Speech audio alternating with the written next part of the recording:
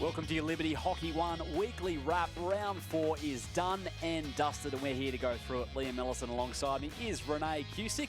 Renee, let's have a look at the round that was, starting off with Friday night. Yeah, Hockey Club Melbourne took on New South Wales Pride at home in Melbourne under lights. So that was a big match with the women taking on the girls, who kind of beat a gallant effort 6-1. Hockey Club Melbourne going down with the one only goal that they scored late in the piece. And we can see here just the ferociousness of the New South Wales Pride. I described on Friday night, they hunted in packs and they were relentless in their pursuit of goals on Friday night. Grace Young had an outstanding game servicing her forwards, and we saw Abby Wilson basically clean the deck. Yeah, we did. We did indeed. I like what you've done there, the Pride hunting in packs, but they are a powerhouse, we know, New South Wales. And the skipper, Abby Wilson, as you noted, 5 goals. That is some performance. And there's the deflection we think that came late from Hannah Cotter. It was pretty tough to see what happened there. It happened that quickly, Renee. It was. But then we were followed by the men, and here's Cooper Burns. Look at him, skills here, put the ball up, banging into the back corner. That is a man to watch. Every time he's around the ball, something happens. And again, their goal. So the goalkeeper here trying to shovel the ball out, and Jonathan Bretherton knocking it back into the goals. So Hockey Club Melbourne, they came out firing, but New South Wales Pride, they weren't going to be hidden away. They were throwing everything at the Melbourne team, and this one came off the body of the player, easily put away there. And it came down to Ben White in the fourth quarter. He had the winner, but they didn't go away to Pride. There's that near opportunity and eventually in for New South Wales. Nathaniel Stewart and Dane Richards, their 2 scorers. Yeah, and then watch this little touch here by Ben White. This is why he's such a ferocious player up the front. He just has the ability to touch, run, drag, skills, shoots. So Hockey Club Melbourne really kind of showing that they have these skills, they've got the excitement, they've got the talent there, and they came away with a win. Fans went home happy in Melbourne on Friday night, and then on Saturday it was down to the Apple Isle as the Tigers hosted the Blaze. And this was such an exciting game by the girls. You can see here the touch that put the Tigers on the scoreboard. And Brisbane, they're a really solid side, and Tassie just put on an absolute show back home in Hobart, scoring their goals. With the Brisbane Blaze trying really hard, you can see this touch in there by Malone, but they just couldn't come away with the points. Malone was the sole goal scorer, but the conversion wasn't to be, and that meant the final scoreline was 2-1 in favour of Tasmania. Malone always active for Brisbane, but what a coup it is for the Tigers. It is, and they threw everything at it, taking it to the wire. And then the men also put on a show here, taking it to the wire. It's all scores locked at 0-0, but look at these goal-scoring opportunities that were just thrown around. No one could penetrate the net. That goal was disallowed from a backstick pass across the face of goals. So we ended the game at 0-0, but look at the way that both teams just tried to really punish and push towards that goal line.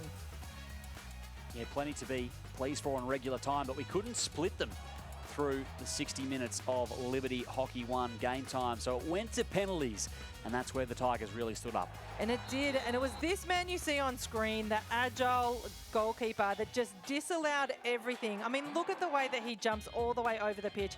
He had so much movement, so much speed, so much agility. They just couldn't get the ball past him.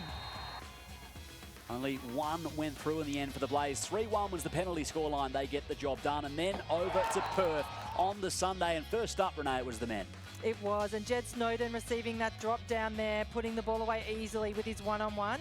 And we thought that set Adelaide Fire up in a really nice position.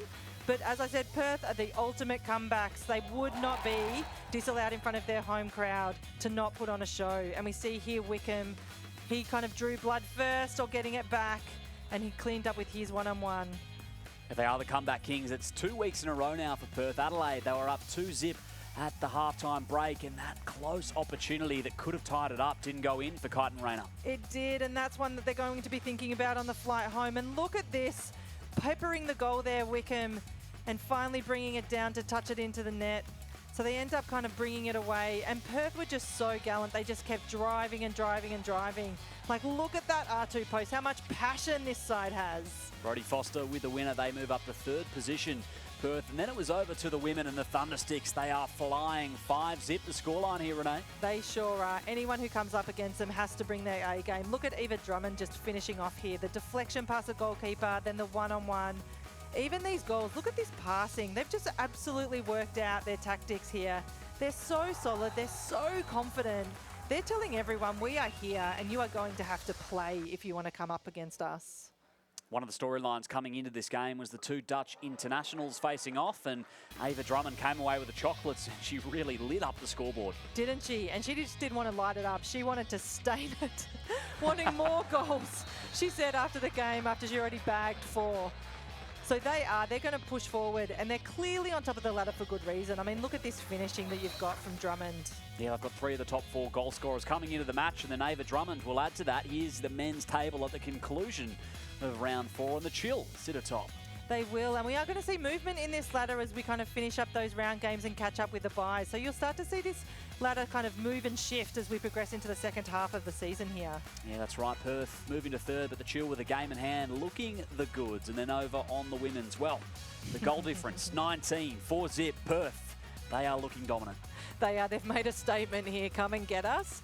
But you can see there are going to be teams that slowly call back. Tassie is on fire at the moment. They are really pushing hard. But Blaze has scoring ability as well, and not to be outdone New South Wales Pride. So we are again going to see some subtle movements here, but Thundersticks have locked in their final position heading down to Tassie. They have, and it's really exciting. But of course, they've got a big couple of games coming up. They've got the New South Wales Pride next week, a huge challenge for them. It is going to be a big challenge, and I'm sure the Pride have been watching and doing their homework, so that's going to be a real tussle.